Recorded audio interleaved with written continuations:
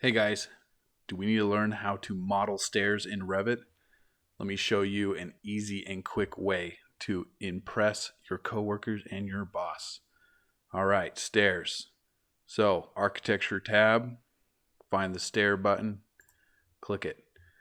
In there, we open the editing tool, and from here, we start with the properties. So, let's make sure you set your stairs up so they're at a base level you want and the top level you want. So once you set those two up, Revit will start making decisions on the amount of risers you want and the height. Also, you can set the tread, the tread depth, and a few other pieces here. Rest of it kind of ignore for now, but we do want to make sure we know that number. So for us, it's 18. Then we come back up over here, go to the sketch tool, and we're going to create a sketch instead of using Revit's other pieces. So start with riser. So we need risers, and this is where we draw each riser.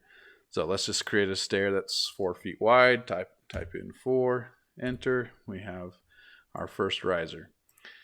Now, most steps are going to be about 11 inches deep. So we just go over to the offset button, go to 11 inches and copy, and then we can create 18 risers. So 3, 4, 5, 6, 7, 8, 9, 10, 11, 12, 13,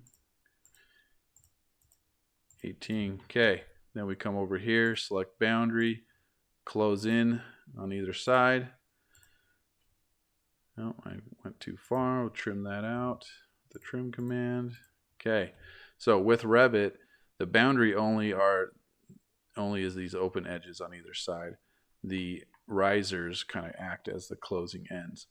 Now, Revit's smart enough to know that you're just creating a straight stair, so you can just hit enter now.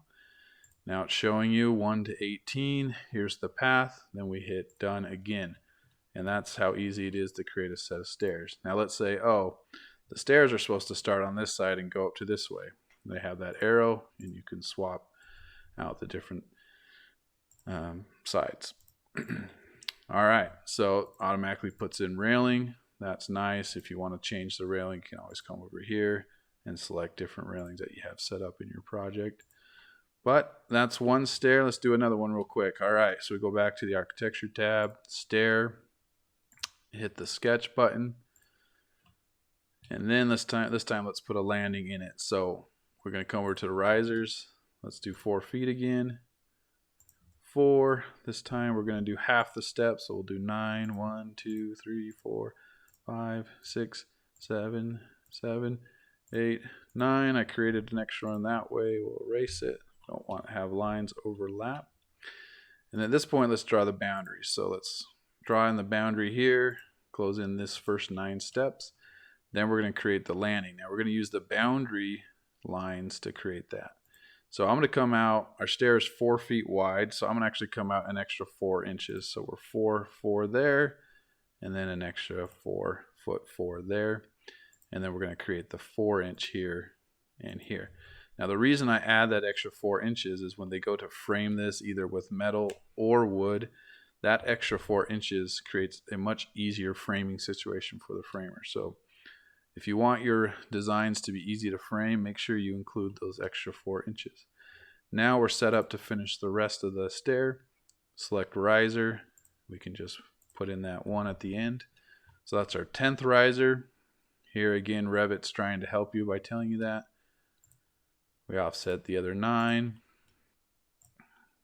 Revit's counting for us. Oops, I did it again. There we go. So which one was it? I think it was that one. Delete. So it says we have 1 more remaining. Is that true? Yep, we need 1 more. So there we go. Boundary again, just close in the stair. Again, easy to do. Now, because of this landing and this turn, Revit won't be able to set it up quite as easily as the first one. So we come in here and go stair path. We just have to draw this line over each riser. So we just have to go over all the way to the end. And it's that easy. Now that we've drawn the stair path, Revit knows how to create and model this stair. So we hit done, and there you go. 2 stairs, easy to make, super quick. Hey guys, this is Tyler, and I've been using Revit for 17 years, and I've decided it's time to share my knowledge with you here on YouTube.